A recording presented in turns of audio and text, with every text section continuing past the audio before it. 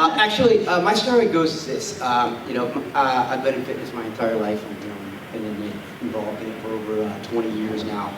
And personal trainer, strength and conditioning coach. And then, an odd opportunity came my way, and I carved a niche. And that's kind of a little bit about what I'll talk about today is carving your niche.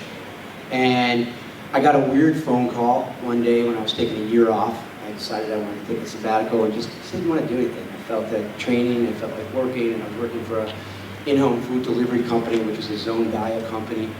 And I was delivering food to people every day. I had a team of people that I was running and delivering 2,000 bags a day. And I realized that, gosh, man, I don't know about any of you guys are ever in food, but food is stressful.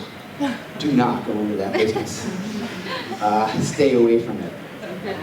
So I took a year off, and I got this weird phone call. And in the process of getting a weird phone call, they were like, "Hey, we need somebody to check out our nutrition manuals. Do some stuff with this group of people that we got going on." And I was like, "Okay, all right. Well, what is it?" Like, "Come in, we'll just talk about it." And I was like, "All right."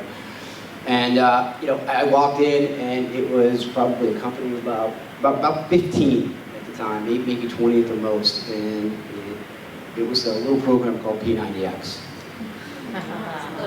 And I was like, I don't know what do these acronyms stand for and all this other stuff and what to go along with. And I'm like, you want to do what? You want to do something at home?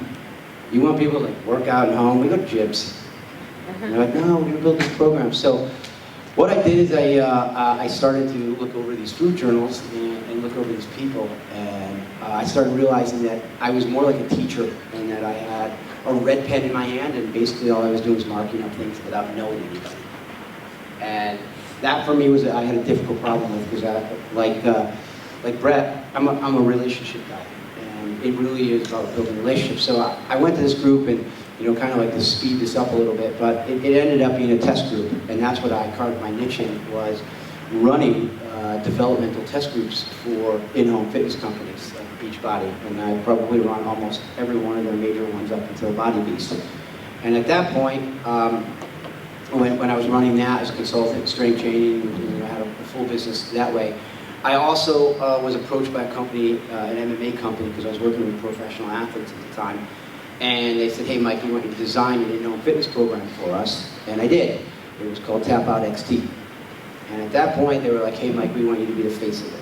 So I took another turn from being a trainer of being Tap Out XT. I will say I did have the pleasure, on a little side note, that that's how I met Brett. I moved to New York to run Brett's developmental prep test group. So I watched Brett grow. And that's what I'll talk about too today is, on how to be a star. I mean, the star is kind of a relative term, but I watched somebody like Brett grow. And there's a process to that growth. And so that's where I'm at. I help design in-home fitness programs now. I do a lot of work, and I work with a lot of other trainers that want to bring their programs, up and coming. And I work with them, I work with their programs, and I work with production, so that they get teamed up with people that are with Fitlife Productions and whatnot, so that they can be their best and grow. That's all I got. All right.